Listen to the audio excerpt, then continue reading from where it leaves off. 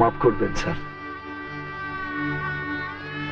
আপনাকে ঠিক আমার ভাইয়ের মতো দেখতে।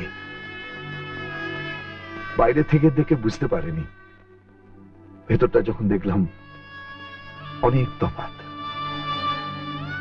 আমার ভাই হলে এতক্ষণে আমার বুকে ঝাঁপিয়ে পড়তো, বলতো দাদা তুমি কেমন আছো?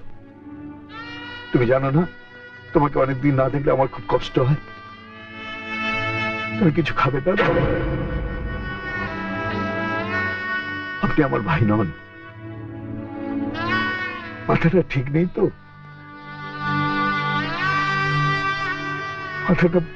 মাথাটা ঠিক নেই। ভালোবাসায় আমার এই স্নেহের ছায়ায় রেখেছি, রাখবো যে তোকে।